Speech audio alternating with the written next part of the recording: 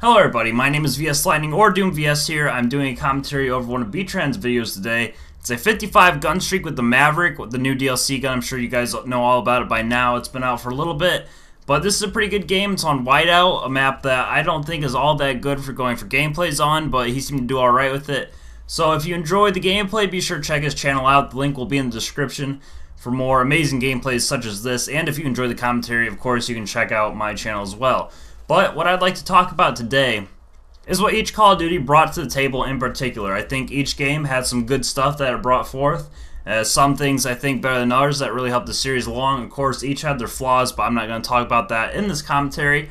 I'm going to start with Modern Warfare 1, or Call of Duty 4 as most people refer to it as, and just work our way all the way up to Ghosts. So in COD 4, I didn't really play this too much in the prime time. I might have done it a little bit, but I didn't really get into Call of Duty until MW2. However, COD 4 is pretty much thought of as the base for online multiplayer first-person shooters. I know a lot of people enjoyed this game in its prime time, and it really just set the foundation for the future Call of Duties to come out.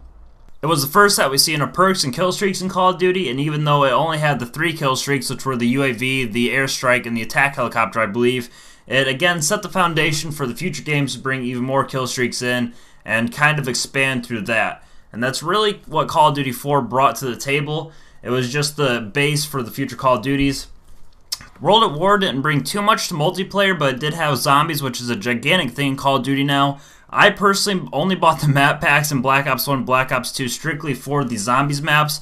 But when it comes to multiplayer, it didn't really have anything new aside from tanks in a game mode called War. That's the only one that I remember that was new to Call of Duty, and both of those aren't in any of the other Call of Duties.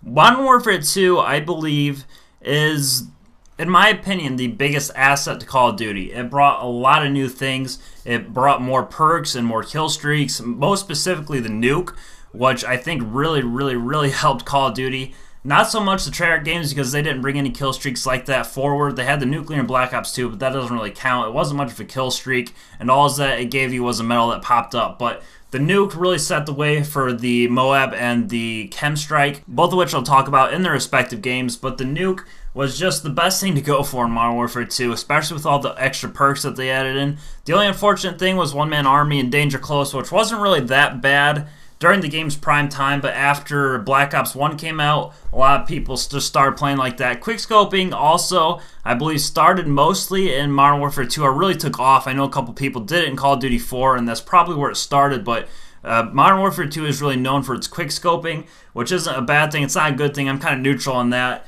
It set a lot of people's channels off, like FaZe and all the people in FaZe and the other trick shotting clans and quickscoping and stuff like that.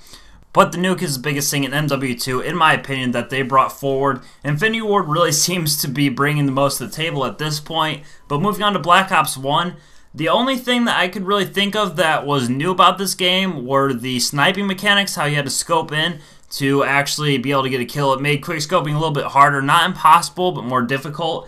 And theater, I think, was the biggest thing. It brought theater, which sadly is no longer in Ghosts, and I don't know if it's going to be in the next Call of Duty. But when this was around, it was really nice. I know a lot of people used it to record like the 30-second clips in Black Ops 1 and help save games in Modern Warfare 3, as well as Black Ops 2, but that's really all I can think about when it comes to multiplayer. I know it brought some other stuff to zombies, but I'm trying to focus mostly on stuff that the game's brought to multiplayer. So moving on into MW3, I think this game had quite a bit that it brought as well. Most specifically Specialist, I think this was a very good idea on Infinity Ward's part. It's something I don't think anybody else really thought of before as a strike package, and it really took off when it came out. Some people were skeptical at first when they heard about it and the game wasn't released yet, but I know a lot of people primarily ran that, mostly for the Moab, which is another thing that this game brought. The Moab is a lot like the nuke for those of you guys who haven't played these older Call of Duties and are starting in Ghost just now. The Moab is pretty much the Chemstrike in MW3. It's a 25 gun streak, or 24 if you're using Hardline, of course. But it's a little bit different than the nuke because in MW2, your kill streaks would stack. For instance, you could get the Harriers, which all the kills from that would count up to your next kill streak, which was generally the AC-130 or the Chopper Gunner, and then you could use the Chopper Gunner or the AC-130 to get your nuke. So that was something a little bit different that Infinity Ward brought with MW3, was that you had to get all gun kills in this game, which made it more challenging. And the Moab also didn't end the game like the nuke did. I always thought it'd be cool if they brought a game mode forward where a ChemStrike or a Moab would end the game, just to kind of give that MW2 feel, but I don't really think that's ever going to happen. MW3, of course, had more death streaks as well, but a lot of people don't like those, so I'm not even going to get into those. So having said that, let's move on into Black Ops 2. I believe the biggest thing that this game brought to the Call of Duty franchise was the competitive support that this game had. League play and the tournaments that the people at Treyarch put on in Anaheim and the $1 Million tournament and all that stuff, it really kicked off competitive.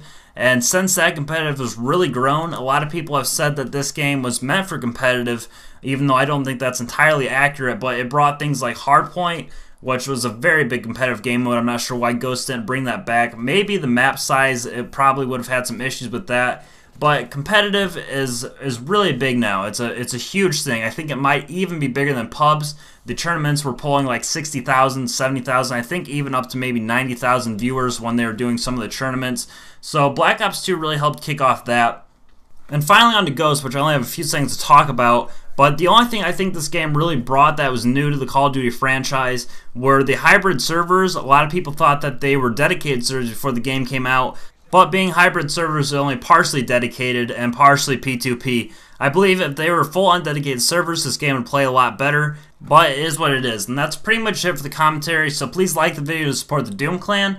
Be sure to check out B-Tran's channel again, as I mentioned. His link will be in the description, and I will catch you all in my next commentary here on the Doom Clan channel.